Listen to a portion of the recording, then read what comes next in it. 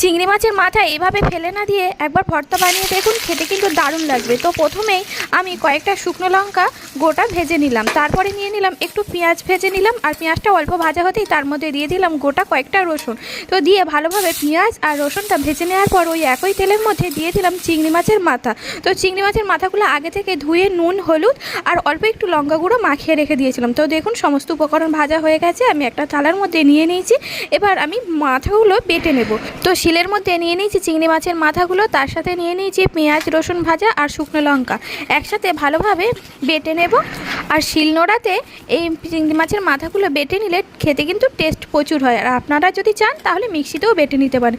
তো ভালোভাবে বাটা হয়ে গেছে, আর এখানে একটা পেঁয়াজ কুচি করে রেখে দিয়েছিলাম, তো পেঁয়াজ কুচিটাও দিয়ে দিলাম, তার মধ্যে দিয়ে দিলাম নুন আর অল্প একটু সর্ষের তেল দিয়ে ভালোভাবে মাখিয়ে নিলাম। তারপরে ভাতের সাথে নিয়ে নিলাম, খেতে কিন্তু অসাধারণ হয়েছিল। এইভাবে একবার বানিয়ে দেখবেন।